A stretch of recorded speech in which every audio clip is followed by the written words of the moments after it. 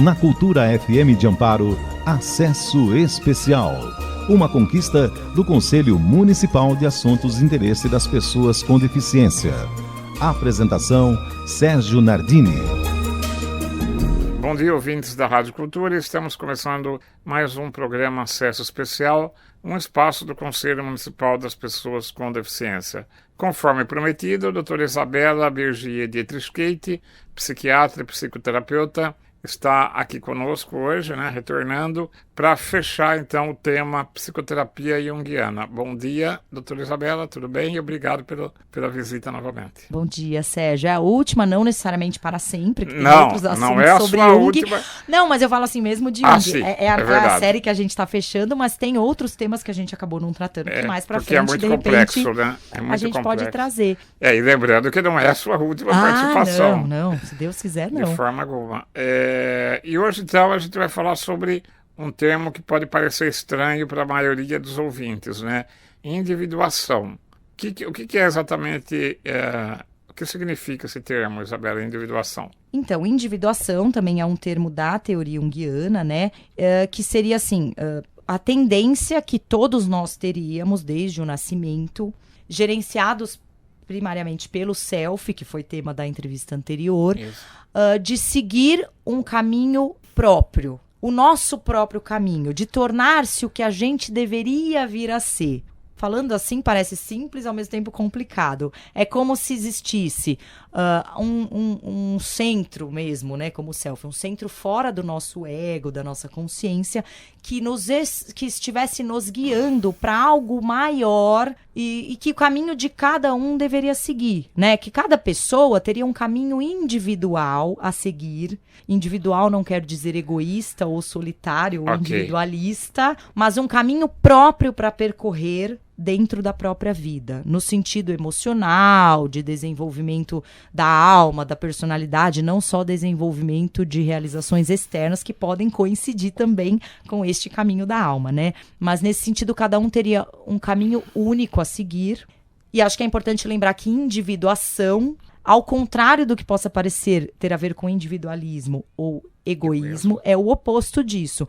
Porque na medida em que a gente vai detalhar mais, como favorecer a individuação, a gente vai ver que o trabalho com os afetos, com o mundo emocional, com as relações interpessoais, é o que vai favorecer. O bom trabalho com isso é que vai favorecer a gente seguir o próprio caminho. Ou seja, bons relacionamentos, estar inserido na sociedade é uma ajuda pra gente, sei lá. Então não é assim, individuação, eu vou lá pro alto de uma montanha, virar um ermitão, e aí eu vou me individuar. Não, você vai se individuar nos percalços da vida coletiva mesmo. E aí você vai encontrar o seu caminho pessoal. Bacana. Mais ou menos isso. E existem várias etapas. Na verdade, tentando dividir didaticamente, tem um autor que eu gosto muito, o livro que ele tem chama Psiquiatria Junguiana, eu não sei se vou falar certo porque ele é alemão, Heinrich Karl Fierz, e é um autor junguiano que eu gosto bastante. Tem um capítulo do livro dele onde ele se baseou nas figuras de um filósofo alemão, bem mais antigo que ele se baseou em figuras que este filósofo fez, e ele analisou essas figuras e fez um paralelo dessas figuras.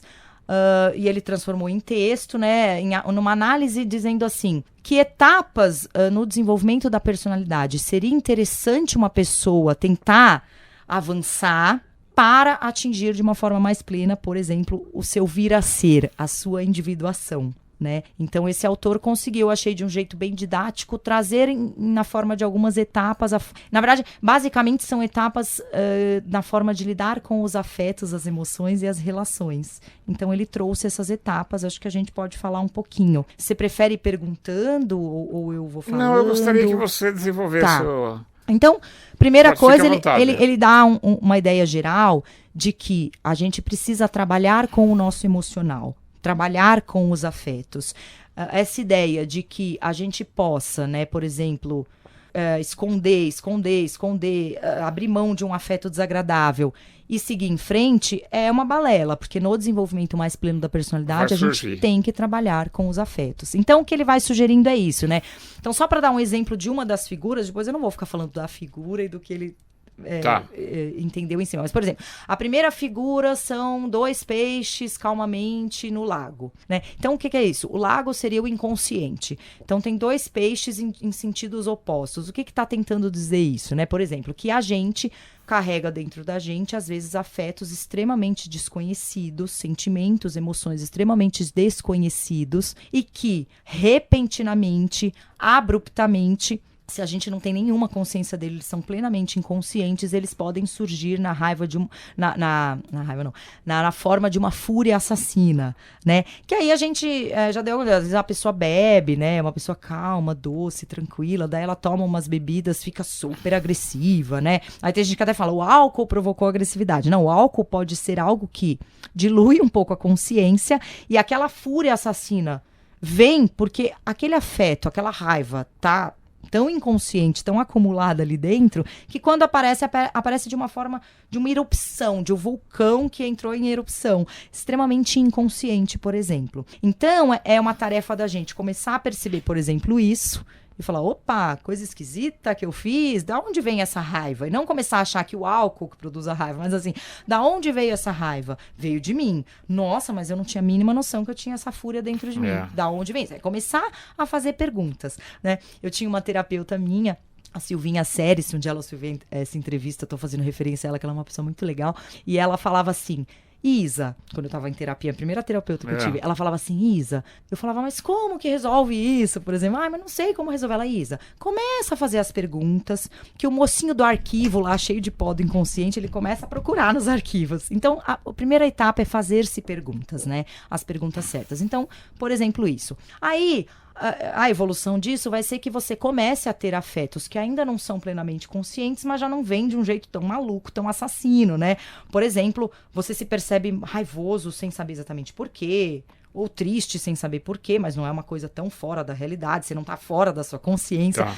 Mas você fala, peraí, mas agora eu tenho essas raivas mesmo, né? Que será isso? Aí você começa a se questionar o que pode ser, se é alguma escolha na vida que você tá fazendo, se é algum relacionamento que tá te agredindo e você não tá se dando conta, alguma coisa que você tá acumulando. Então, e aí esses afetos, eles vão tomando formas mais humanizadas, quer dizer, você vai começando a conseguir perceber que situações que desencadeiam mais essas erupções afetivas. Nossa, toda vez que, sei lá, eu fico sozinho, eu fico triste. Por que será, né? Porque ficar sozinho não deveria me deixar triste, deveria deixar todo mundo triste se eu fico um dia sozinho. Poxa, que dificuldade que eu tenho com isso? É começar a trabalhar. Claro que a gente pode se questionar, a gente pode estar fazendo terapia ou conversando com bons amigos que deva ter um papo profundo, né? E aí esses afetos, então, vão ficando mais conscientes, até chegando pontos, por exemplo, em que eu vou tendo que me esforçar conscientemente para lidar melhor com aquilo que me produz muita raiva, mas que eu tenho que resolver, que eu não posso fugir. Por exemplo, a gente traz muito exemplo de criação de filho, né? É uma coisa que traz muitos afetos, né? Tanto afetos deliciosos, ai que delícia, ai que fofura, ai que coisa boa, né? Quanto afetos muito raivosos, tristeza, olha do que eu abri mão, ai, esses filhos dão um trabalho, ai, meu Deus do céu. Então, a gente começar a tomar consciência que a gente tem que fazer um enfrentamento de tudo isso da melhor maneira possível, não enfiando num caixote e trancando, porque eles vão surgir, né? Mas tentando tomar consciência. E aí uma coisa que esse autor coloca, que eu acho bem interessante, que esse trabalho com os nossos afetos, principalmente os afetos desconfortáveis, porque os afetos... Quer dizer, tem gente que é mais retraída do ponto de vista afetivo, amoroso, também não consegue colocar muito pra fora, mas os mais difíceis geralmente são os afetos mais desagradáveis, né? A tristeza, a raiva, por isso que a gente dá mais exemplos em relação a eles, né? E aí vai chegando um ponto que você tá fazendo todo o seu trabalho, se questionando, que é como eu chegava na minha terapeuta e falava, mas como que resolve? Mas tá, eu já entendi que eu faço isso, mas como que eu mudo? Como que eu resolvo, né? Chega uma hora que você tá consciente, você tá se esforçando pra mudar e não consegue mudar o que você gostaria. Doutora, exato. Né? Mas eu não quero ser assim, eu já entendi, mas e agora? Já entendi, a cabeça já entendeu, a razão já entendeu. E aí ele fala isso, esse autor, que é muito importante ter paciência. Por quê? Porque por mais que a gente trabalhe, traga a nossa consciência para lidar de uma maneira mais construtiva com tudo isso, demanda um tempo e um desenvolvimento esforço, que não... Um esforço consistente, mas apesar do esforço, é como eu dou o exemplo do mármore, né? que o cara vai lá e quebra, e vai batendo não sei quantas vezes para quebrar o mármore. Ele não sabe quantas vezes ele tem que bater para quebrar a pedra. Pode ser que ele bateu 100 vezes e desistiu, na 100ª ia quebrar. Então tem algo que não depende só do seu esforço consciente, e a gente precisa ter paciência. E uma coisa que esse autor fala é que a gente precisa ter senso de humor, que a gente precisa tentar levar com alegria essa tarefa árdua. Isso é fundamental, viu? Não é? Isso eu falo de experiência própria. Não é? Com certeza. Porque senão... Com leveza, humor, porque senão o bicho pega, Isabela. Senão você fica, pelo amor de Deus, não consigo mais. Ah, não dá certo. Não, pelo menos dá uma risada disso, fala, eita, mármore duro. Vamos lá, né? Quer dizer, tentar ter bom humor, tentar ter leveza de espírito, né? Porque realmente o resultado não depende só do nosso esforço. Ele tem os saltos do desenvolvimento, né? E o salto, ele não é só na hora. É que nem quando eu dou o exemplo assim do flamenco que eu faço, né? Se a minha professora Léo um dia estiver me ouvindo. Quer dizer, eu falava pra ela, Léo, mas quando que eu vou conseguir dançar? Você me ensina e vai. Me ensina, eu erro. Ela falou, é assim mesmo. Eu falei, mas é só a parte chata. Quando que chega a parte legal que eu vou dançar e sentir a música? Ela essa parte demora um pouquinho. E aí eu consegui me apresentar o ano passado, já conseguindo ter a dança na cabeça e tal. Aí eu falei, olha, é um salto, não é na hora que a gente quer. Mas o nosso esforço é necessário. Então, ele também dá o exemplo assim, mesmo na formação técnica da gente, né? Qualquer área. Claro que é importante esse empenho, esse esforço, estuda, faz prova, passa na prova, faz lá os cursos, faz tudo o que precisa, tem toda a habilidade técnica, se mantém estudando. Isso é fundamental e é uma persistência contínua, mas não é suficiente. Eu falava para os meus alunos de pintura, que a mesma coisa da dança, o exemplo que você trouxe, eles falavam, quando que eu vou pintar um quadro sozinho? E ficar satisfeito, né? E ficar satisfeito, porque também tem essa, né? Também tem essa. Lógico, né? Sim. E o que eu falava para eles é assim, esquece. Por enquanto, esquece isso, vai curtindo o momento da pintura, vai sentindo ela, vai seguindo as minhas orientações, que quando você menos espera, aconteceu, a tela está aí a cada tela que você vai fazendo, você vai vendo que a minha interferência é menor. Então no começo eu pegava a tela, vamos dizer, finalizava, dava aquele acabamento. A segunda tela já não pegava tanto. A terceira tela, enfim, se ele realmente gostar da pintura e se dedicar, aos poucos ele ia se livrando de mim, até um dia resolver sair do ateliê e achar que eu por outro motivo, não queria mais, mas ia continuar pintando. E enfim, esse processo, sabe, de construção diária mesmo e de paciência. E eu acho que você, no fundo, deu uma aula totalmente voltada para isso. Quer dizer, realmente assim, a gente vai fazer a nossa parte, mas essa aquisição, que é uma soma da parte técnica que você se preparou conscientemente, com algo que vem de dentro da alma, o talento que emerge, o olhar, o terceiro olho, seja lá o que for, este momento não é você que controla. Não. Mas você precisa fazer a sua parte. Sim, mas você não controla o momento que isso vai acontecer. Ele vai surgir. Muito mais legal. cedo ou mais tarde. Sim. Bom, a gente vai agora para a nossa pausa tradicional e daqui a pouco a gente volta falando, enfim, dando continuidade aí das etapas no desenvolvimento da personalidade e favorecendo então a individuação, tá bom? Você está ouvindo Acesso Especial, fazendo diferente para diminuir as diferenças.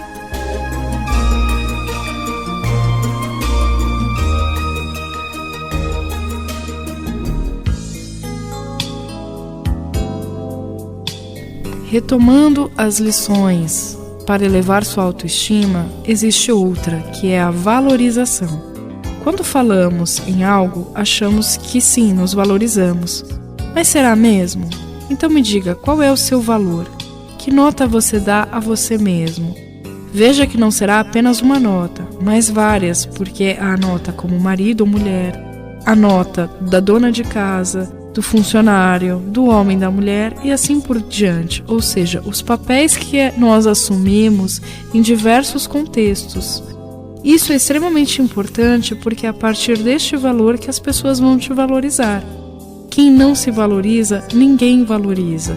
É necessário dimensionar esse valor até mesmo para cobrar por um serviço. Eu sou Renata Cipolla, psicóloga, e essa foi a reflexão do dia. A Cultura FM está apresentando Acesso Especial. Estamos de volta com o programa Acesso Especial, conversando com a doutora Isabela Bergier de Trisquete, psicoterapeuta, psiquiatra, né? E falando hoje sobre individuação. É um tema aí que acho que é estranho para a maioria dos ouvintes. Dando continuidade, então, Isabela, nas etapas aí. Vamos continuar? Vamos. Então, a gente estava falando isso, a importância de se preparar, de se dedicar continuamente para algum objetivo, né?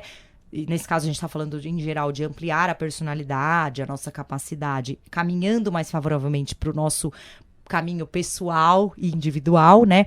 Mas, assim, então a gente tem essas questões e aí vai chegando um momento em que vai surgindo uma mudança, né? Quer dizer, a gente vai percebendo que tá mais amadurecido, com uma consciência mais ampla, seja em relação à pintura, à dança, ou ideias, ou comportamento, formas de se relacionar, tanta coisa. Enfim, tudo aquilo que a gente vai ampliando, né?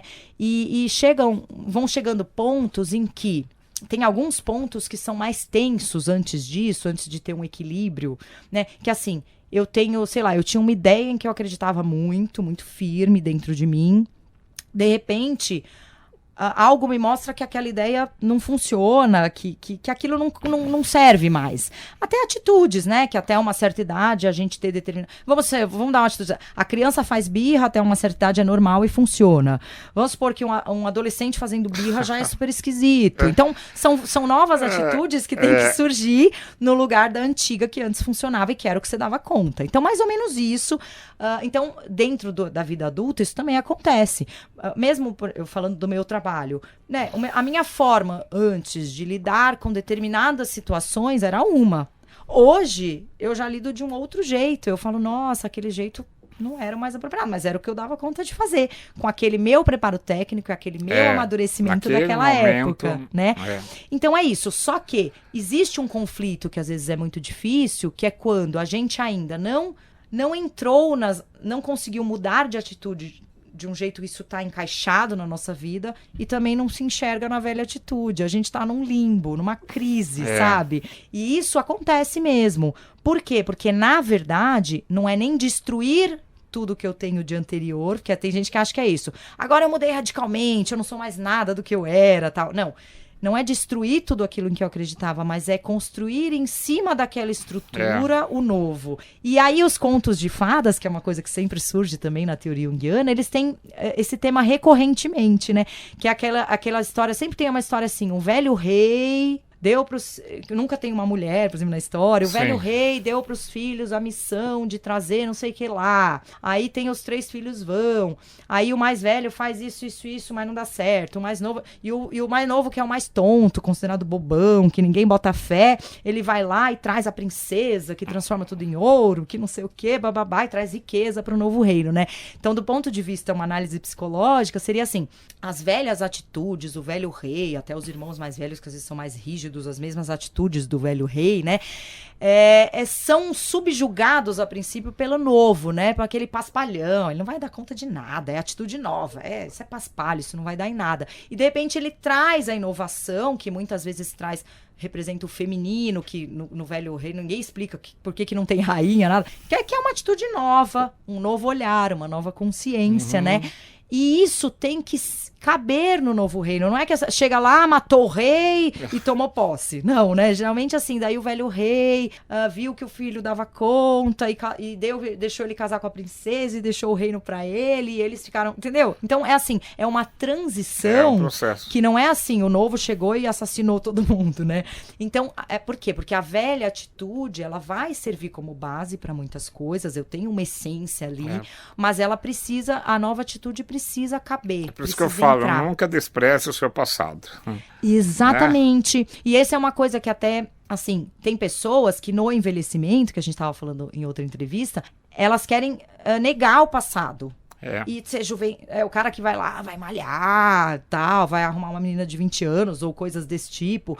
E também, assim, ou então o jovem, né, que ele quer negar tudo, porque ele ainda é mais imaturo, né? A família. Te odeio, tal. Depois a tendência é ele voltar. Tem até outro dia eu tava lendo uma frase assim, eu só fui reconhecer que minha mãe tava certa em muitas coisas agora que eu já sou mãe. Quer dizer, coisas que você realmente só tem maturidade pra perceber que a velha atitude, as ideias antigas, elas não estão plenamente erradas, elas só precisam ser renovadas por meio das novas atitudes, e não é uma subjugar a outra. Porque foram elas que trouxeram você até aqui, né? E não é uma subjugar a outra, porque juntas elas vão produzir uma nova síntese. Por isso que eu falei de dialética na entrevista, que assim, é isso, tem um problema, uma situação, a ideia, a velha atitude, a nova atitude. Juntas elas não vão se aniquilar, porque daí não constrói nada. Elas vão produzir uma nova síntese daquilo, né? Que vai dar vazão para novas mudanças, e isso é contínuo até a nossa morte, que depois da morte a gente não sabe, né? Mas até lá é contínuo, né? E como você finalizaria, então, esses passos, né? E não colocar um ponto final no tema, porque, sim. como você falou, né? Daqui a pouco você volta aqui e traz outras questões relacionadas à psicoterapia junguiana, né? Essa visão junguiana. Mas como que você finalizaria, então, Isabela?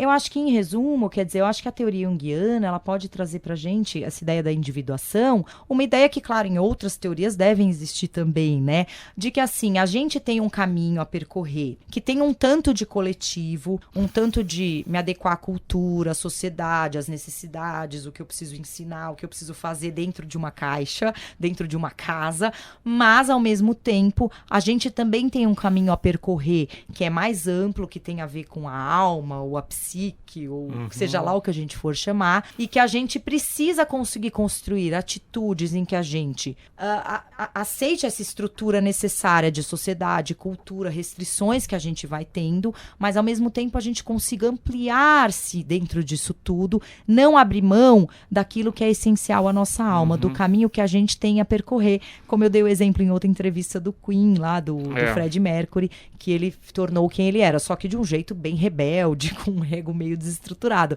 Mas assim como todos nós vamos percorrendo um caminho que a gente não quer que ele seja estéril do ponto de vista da alma, de nutrição da alma. Então a gente precisa achar esse equilíbrio entre qual é o nosso caminho e dentro da sociedade como a gente se encaixa ainda assim, né?